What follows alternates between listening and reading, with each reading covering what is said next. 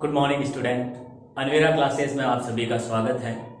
मैं मनीष मालवीय हमेशा की तरह आज फिर आपके सामने लेके आया हूँ क्लास 10th का अध्याय 2 मानव तंत्र का बहुत ही इंपॉर्टेंट टॉपिक हृदय। हृदय के बारे में हम आज अपन पढ़ेंगे। तो आज से पहले की क्लासों में पहले की 3 क्लासों में हमने पढ़ा है कि सबसे पहली क्लास में हमने पाचन तंत्र के बारे में पढ़ा, उसके बाद श्वसन तंत्र के बारे में पढ़ा, फिर कल हमने रक्त के बारे में पढ़ा। आज हम जो हमारे शरीर में रक्त पाया जाता है वो पूरे शरीर में कैसे गमन करता है, कैसे वह एक भाग से दूसरे भाग में जाता है, कैसे वह हृदय के अंदर रक्त को पंप किया जाता है, खींचा जाता है शरीर के अन्य भाग से, और कैसे रक्त का शुद्धिकरण होता है वो आज अपन देखेंगे। तो शुरू करता हूं मैं इसका। तो सबसे पहला हृदय हमारे शरीर में इस प्रकार का पाया जाता है। इस प्रकार का हमारे शरीर में हृदय होता है। इस हृदय का जो मुख्य कार्य होता है, 1 नंबर का सवाल पूछा जाता है कई बार कि हृदय का कार्य क्या है।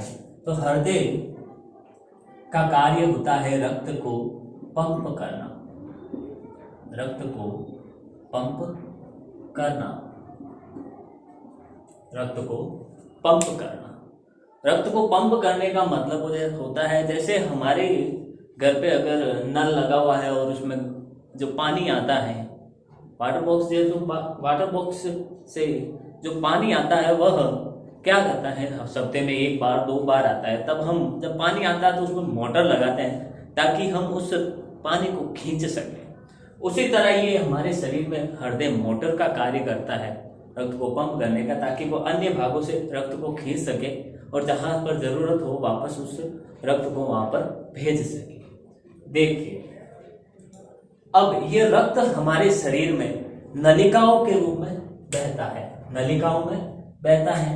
देखिए, हमारे शरीर में 2 प्रकार की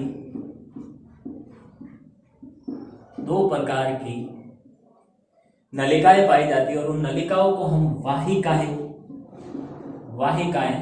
कहते हैं। उन नलिकाओं को हम क्या कहते हैं? वाहिकाएं कहते हैं। देखिए, ध्यान दें, वो 2 प्रकार की वाहिकाएं कौन सी हैं? पहला है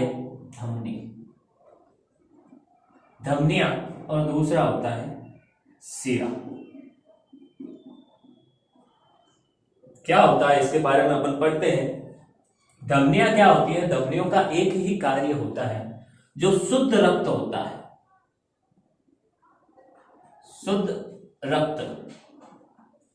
जो शुद्ध रक्त होता है वो हृदय से शरीर के अन्य भागों तक पहुंचाने का कार्य कौन करती है? धमनियां। अब शुद्ध रक्त से मतलब क्या है? शुद्ध रक्त का मतलब है कि रक्त के साथ क्या जुड़ी हुई हो? O2, ऑक्सीजन जुड़ी हुई हो। जब रक्त के साथ O2 ऑक्सीजन जुड़ी हुई होती है तब उसे अपन शुद्ध रक्त कहते हैं। और ये शुद्ध रक्त, ऑक्सीजन जुड़ा हुआ रक्त धमनियों में बहता है। तो शिराओं में इसका जस्ट उल्टा अशुद्ध रक्त बहता है, अशुद्ध रक्त बहता है। अशुद्ध रक्त का मतलब उस रक्त के साथ क्या जुड़ी हुई हो? CO2, carbon dioxide gas. देखिए आगे, अब यहां तक की बात से हमें पता चलता है कि धमनियां जो होती हैं वह शुद्ध रक्त को लाने ले जाने का कार्य करती हैं और शिराएं जो होती है वो अशुद्ध रक्त को लाने और ले जाने का कार्य करती है। लेकिन जैसे हिंदी में अपवाद होता है, अपवाद का मतलब क्या होता है कि हम जो नियम पढ़ रहे हैं उस नियम से हटकर कोई चीज उसका उल्टा कार्य करे, उसे हम अपवाद कहते हैं। धमनियों का नियम कहता है कि ये शुद्ध रक्त ही ले जाएगी और लाएगी, शुद्ध रक्त का ही परिवहन करेगी। लेकिन इसका एक अपवाद है, एक वाहिका ऐसी है जिसे कहते हैं फुफ्फुस धमनी। ये इसका उल्टा कार्य करती है। सामान्यतः धमनियों में शुद्ध रक्त दौड़ता है, लेकिन अपवाद के रूप में फुफ्फुस धमनी है जिसमें कैसा रक्त होता है? अशुद्ध रक्त होता है, अशुद्ध रक्त बहता है। इसी तरह शिराओं का भी एक अपवाद है। क्या है अपवाद? वो है फुफ्फुस शिरा।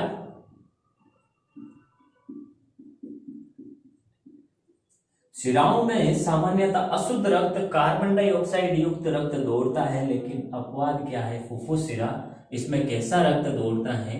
इसमें शुद्ध रक्त दौड़ता है, अर्थात O2 वाला रक्त दौड़ता है, ऑक्सीजन वाला रक्त दौड़ता है।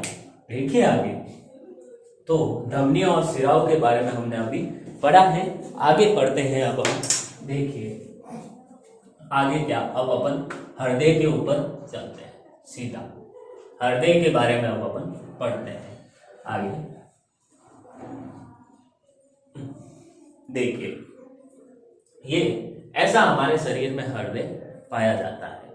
ये जब एग्जाम में आए तो हमें एग्जाम में चित्र ऐसा बनाना है, लेकिन समझने के लिए, मैं आपको सरल तरीके से समझाने के लिए मेरा ये दूसरा चित्र बनाने का, डायग्राम बनाने का उद्देश्य यही है कि मैं आपको अच्छे से समझा सकूं। उसमें कैसे प्रक्रिया होती है वो समझ में नहीं आएगा, लेकिन जब अपन को चित्र बनाना है तो एग्जाम में चित्र वैसा ही बनाना है। बाकी अभी अपन को समझने के लिए ऐसे चित्र का मैं उपयोग कर रहा हूं एक, जिससे आपको समझ में आसानी से आ जाए।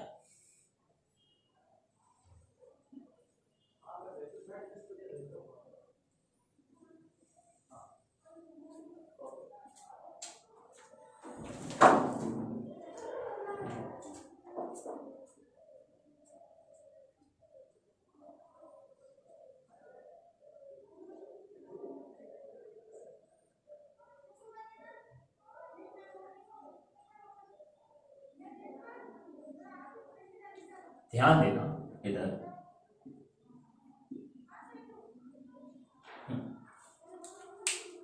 देखिए, हृदय के बारे में दो तीन बातें और कर देते हैं। अगर पूछ ले हृदय कितने भागों में बटा होता है, तो हृदय 2 भागों में बटा होता है। हृदय के भाग अगर पूछ ले, हृदय के भाग, तो उसका उत्तर है 2 भागों में बटा होता है। अगर पूछ ले हृदय के कक्ष कोष पूछ ले, तो वो टोटल 4 होते हैं। हृदय के भाग पूछे तो 2 और हृदय के कक्ष पूछे तो 4। आगे मैं बताऊंगा कैसे वो 2 और कैसे वो 4 होता है, आगे अपन देखेंगे। अब इसका बारे में पढ़ते हैं, संरचना के बारे में। अब नॉर्मल जब एग्जाम में आए, एग्जाम में पूछे तो अपन को वह चित्र बनाना है। बाकी अभी समझने के लिए मैं आपको इस चित्र से समझा रहा हूं। सबसे पहले तो शरीर से जो समस्त रक्त होता है, समस्त कैसा रक्त? अशुद्ध रक्त। जो भी अशुद्ध रक्त होता है, अर्थात CO2 वाला रक्त होता है, वो शरीर के अन्य भागों से हृदय तक लाया जाता है। वो हृदय तक किसके द्वारा लाया जाता है? महाशिरा के द्वारा। महाशिरा के द्वारा लाया जाता है, हृदय तक लाया जाता है। ठीक है, यानी हृदय तक महाशिरा द्वारा CO2 वाला रक्त लाया जाता है। ये महाशिरा द्वारा जो रक्त होता है वो कहाँ प्रवेश करता है? इस कोष्ठक के। हृदय के इस तरफ वाला भाग कहलाता है बायां भाग, और इस तरफ वाला भाग कहलाता है दायां भाग। तो ऊपर वाले जो कोष्ठक हैं वो दोनों आलिंद कहलाते हैं, और नीचे वाले जो कोष्ठक होते हैं वो दोनों नीले कहलाते हैं। तो सबसे पहले जो महाशिरा द्वारा रक्त लाया जाता है वह क्या करता है? इस कोष्ठक में प्रवेश करता है, इस कोष में प्रवेश करता है, और यह कोष होता है आलिंद। यह कोष होता है आलिंद। अब ये दाईं तरफ वाले भाग में उपस्थित है, इसलिए इसको कहते हैं दायां आलिंद। दायां आलिंद। अब सारा CO2 वाला खून शरीर से आकर हृदय में प्रवेश करता है, तो सबसे पहले कहां प्रवेश करता है? दायां आलिंद में। फिर आगे जो भाग पाया जाता है वह होता है दायां नीले। दायां नीले, क्योंकि नीचे वाले दोनों भाग क्या होते हैं? नीले होते हैं, लेकिन ये दाईं तरफ वाला है इसलिए इसको दायां नीले कहते हैं। इधर वाला भाग बायां आलिंद। आलिंद है ये दोनों ऊपर वाले, इधर वाला आलिंद ही है, लेकिन ये बाईं तरफ है इसलिए इसको बायां आलिंद बोलते हैं।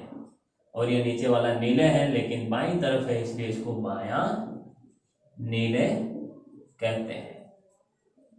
ध्यान दें, अब पढ़ते हैं। महाशिरा द्वारा सारा शरीर का रक्त, अशुद्ध रक्त हृदय की दायां आलिंद में आता है।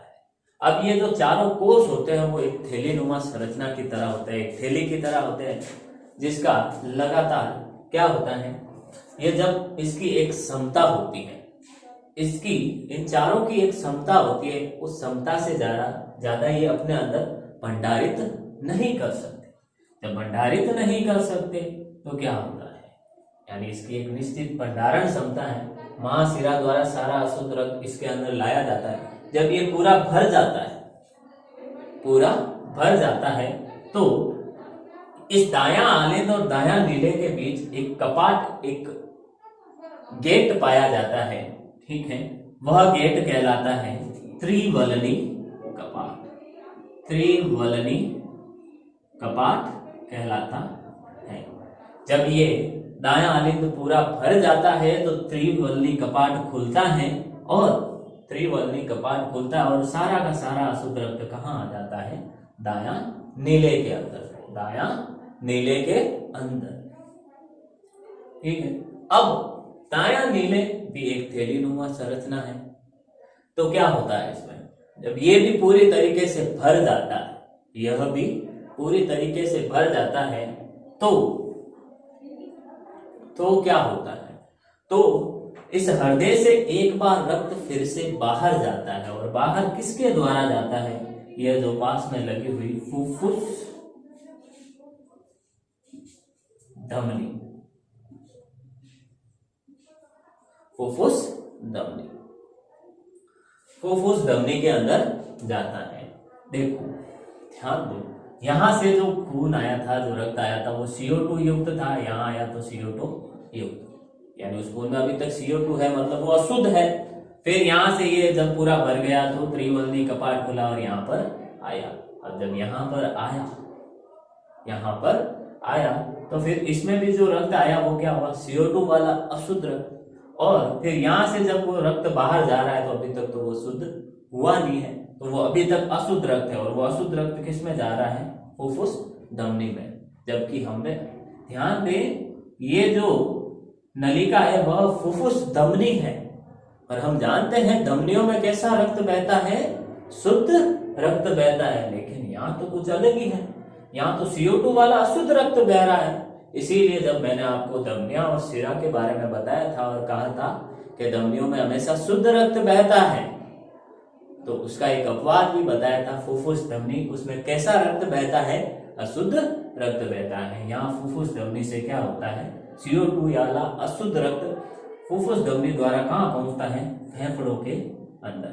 जो अपन ने परसों पढ़ा था, क्या पढ़ा था कि फेफड़ों के अंदर क्या पाई जाती है, कूपिकाएं। इन कूपिकाओं के पास ऑक्सीजन लाई जाती है, बाहर से ऑक्सीजन ली जाती है, और ये फुफ्फुस धमनी द्वारा क्या होता है, यहाँ CO2 वाला रक्त लाया जाता है। रक्त कौन सा लाया जाता है, CO2 वाला, और ये कौन लाती है, फुफ्फुस धमनी की जो होती है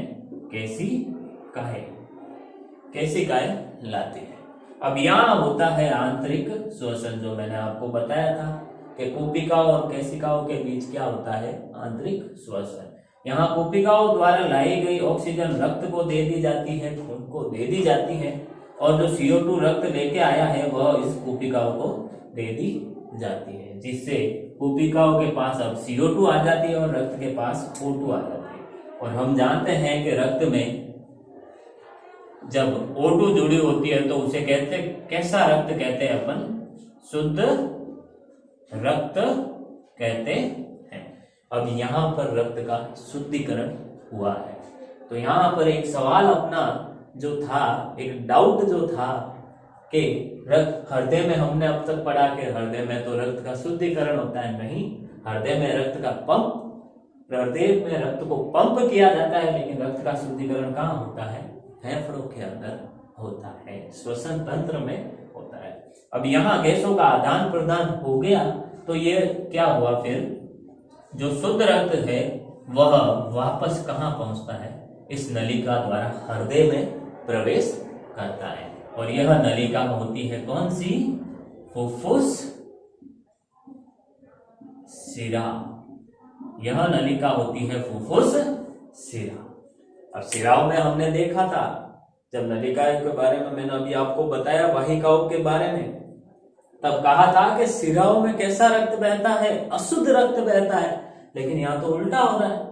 यहाँ पर जो रक्त का शुद्धिकरण हो गया, कार्बन डाइऑक्साइड गैस थी वो कोशिकाओं को दे दी, और कोशिकाएं जो ऑक्सीजन लाई थी वो रक्त को दे दी। रक्त अब शुद्ध हो गया और ये शुद्ध रक्त फुफ्फुस शिरा में आ रहा है।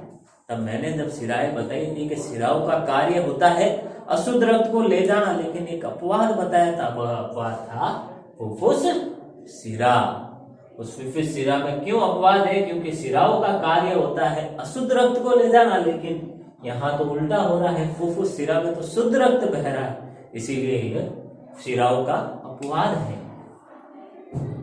आगे, अब ये फुफ्फुस शिरा द्वारा रक्त वापस यहाँ पर प्रवेश करता है। अब ये रक्त कैसा है? O2 वाला रक्त है, शुद्ध रक्त है। जब ये बायां नीले में प्रवेश करता है, जब बायां नीले पूरा भर जाता है, जब बायां नीले पूरा भर जाता है, तो यह बायां नीले और बायां आलिंद में पूरा भर जाता है। बायां आलिंद और बायां नीले के बीच एक कपाट पाया जाता है, जिसे द्विवलनी कपाट कहते हैं। द्विवलनी कपाट कहते हैं। यह जब बायां आलिंद पूरा भर जाता है तो क्या होता है कि यह गेट खुलता है, यह कपाट खुलता है। कौन सा? द्विवलनी कपाट। वो सारा का सारा रक्त कहाँ आ जाता है? यहाँ बायां नीले में। O2 वाला सारा रक्त, शुद्ध रक्त कहाँ आ जाता है? बायां नीले में। जब ये बायां नीले भी क्या होता है? पूरा भर जाता है, तो ये जो आगे नलिकाएं हैं, जिन्हें कहते हैं महाधमनी, जिसे कहते हैं महाधमनी, इन महाधमनियों द्वारा पूरा जो शुद्ध रक्त है, O2 वाला रक्त है, वो शरीर के सभी भागों में पहुंचा दिया जाता है। यानी यहाँ से शुरू होती है, शरीर से सभी अशुद्ध रक्त लाकर कौन देता है? महाशिराएं। वह महाशिरा क्या करती है? शरीर से सारा अशुद्ध रक्त हृदय में लाती है। कहाँ लाती है? दायां आलिंद में। ठीक है, तो यहाँ से अशुद्ध रक्त प्रवेश करता है, लेकिन जब वो वापस हृदय से बाहर निकलता है महाधमनी द्वारा, तो वो O2 वाला शुद्ध रक्त होता है। अब यहाँ पर हृदय क्या करता है? हृदय में जो रक्त का प्रवेश होता है वो कितनी बार होता है? एक यहाँ से महाशिरा द्वारा प्रवेश होता है, फिर यहाँ से बाहर निकलता है, फिर वापस फुफ्फुस शिरा द्वारा हृदय में प्रवेश करता है। यानी 2 बार प्रवेश करने के कारण मानव का जो रक्त परिसंचरण तंत्र होता है, यानी जो रक्त को घुमाने वाला होता है, वह कैसा कहलाता है? दोहरा रक्त परिसंचरण तंत्र। जो मानव का रक्त परिसंचरण होता है वो कैसा होता है? वह दोहरा रक्त परिसंचरण तंत्र होता है, क्योंकि हृदय में 2 बार तो रक्त प्रवेश करता है और 2 ही बार क्या करता है? बाहर निकलता है। ये मैंने चित्र से आपको समझाने की कोशिश की है। इस चित्र से जब भी एग्जाम में आए, ध्यान रखना, जब भी एग्जाम में सवाल पूछा जाए तो क्या करना है? अपन को यही चित्र बनाना है और इसी चित्र से नामांकित करके अपन को प्रक्रिया लिखनी है। ये जो अपन ने अब तक पढ़ा वह था हृदय की संरचना के बारे में। अगर सवाल आ जाए कि हृदय का चित्र बनाकर उसकी कार्य प्रणाली समझाए, तो अब अपन क्या करते हैं? कार्य प्रणाली समझते हैं कि हृदय का कार्य कैसे होता है हृदय में। देखिए, छोटा सा 10 मिनट में अपने हो जाएगा, ध्यान दें। अब अपन इसकी कार्य प्रणाली समझते हैं। कार्य प्रणाली समझते हैं, हृदय की कार्य प्रणाली। देखिए, अब शरीर से जो समस्त अशुद्ध रक्त होता है, यानी अशुद्ध रक्त कैसा, CO2 वाला रक्त। CO2 वाला रक्त है वो किससे, महाशिरा द्वारा किसमें प्रवेश करता है, सबसे पहले दायां आलिंद में प्रवेश करता है। कहां प्रवेश करता है, दायां आलिंद में प्रवेश करता है। जैसा अपन ने चित्र में बताया था कि कहां प्रवेश करता है, महाशिरा द्वारा सबसे पहले यहां से दायां आलिंद में प्रवेश करता है। फिर दायां आलिंद जब पूरा भर जाता है, दायां आलिंद जब पूरा भर जाता है तो वह किससे होते हुए, त्रिवलनी कपाट, त्रिवलनी कपाट होता है वह खुलता है और सारा जो CO2 वाला रक्त है वो कहां प्रवेश कर जाता है, दायां नीले में, दायां नीले में प्रवेश कर जाता है। अब जो मैं आपको कार्य प्रणाली ऐसे लिखवा रहा हूं उसको आपको लैंग्वेज में बदलना है अपने आप, या फिर उसको वर्डों में क्या बोलते हैं, सेंटेंस में, वाक्य में बनाना है। जैसे सबसे पहले शरीर का समस्त अशुद्ध रक्त महाशिरा द्वारा हृदय के अंदर लाया जाता है। हृदय के अंदर महाशिरा उस रक्त को कहां लाती है, दायां आलिंद में लाती है। जब दायां आलिंद पूरा भर जाता है तो वह रक्त दायां नीले में पहुंचता है। जब दायां आलिंद पूरा भर जाता है तो दायां आलिंद व दायां नीले के बीच पाया जाने वाला त्रिवलनी कपाट खुलता है और दायां आलिंद से सारा अशुद्ध रक्त कहां जाता है, दायां नीले में। नेक्स्ट, जब दायां नीले पूरा भर जाता है, जब दायां नीले पूरा भर जाता है तो फुफ्फुस धमनी द्वारा रक्त को शुद्धिकरण के लिए कहां ले जाया जाता है, फेफड़ों में ले जाया जाता है, फेफड़ों में ले जाया जाता है। यहां तक जो रक्त था वो कौन था, CO2 वाला। यहां से फुफ्फुस धमनी द्वारा भी जो रक्त जा रहा था वो कैसा रक्त था, CO2 वाला रक्त, यानी अशुद्ध रक्त था। इन फेफड़ों में जब लाया जाता है, इन फेफड़ों में जब लाया जाता है तब यहां फेफड़ों में क्या होता है, रक्त का शुद्धिकरण होता है। अब रक्त का शुद्धिकरण कैसे होता है, गैसों का आदान प्रदान करके। जब यहाँ पर गैसों का आदान प्रदान हो जाता है, CO2 गैस रक्त द्वारा त्याग दी जाती है और ऑक्सीजन गैस ले ली जाती है, तो वह सारा शुद्ध रक्त कहां जाता है, फुफ्फुस शिरा में। कहां जाता है, फुफ्फुस शिरा में प्रवेश करता है। और क्या होता है, फुफ्फुस शिरा में प्रवेश करता है। फुफ्फुस शिरा में अब कैसा है, जो CO2 वाला रक्त लाया गया था फेफड़ों में, वो रक्त अब क्या करता है, CO2 को त्याग देता है और O2 को ग्रहण कर लेता है, ऑक्सीजन को ग्रहण कर लेता है, जिससे वह रक्त कैसा हो जाता है, शुद्ध रक्त। अब फुफ्फुस शिरा में शुद्ध रक्त होता है। यह शुद्ध रक्त वापस कहां प्रवेश करता है, हृदय के अंदर। हृदय के अंदर वह कहां प्रवेश करता है, बायां आलिंद में, बायां आलिंद में प्रवेश करता है। अब बायां आलिंद में कैसा रक्त है, O2 वाला रक्त है। जब बायां आलिंद में प्रवेश करता है तो यह आगे, जब बायां आलिंद पूरा भर जाता है, ये जो बायां आलिंद है वो एक थैलीनुमा संरचना है। चारों ही कोष एक थैलीनुमा संरचना है जिसकी एक क्षमता है कि वो उससे ज्यादा अपने अंदर धारण नहीं कर सकते। जब बायां आलिंद पूरा भर जाता है तो रक्त आगे कहां जाता है, बायां नीले में।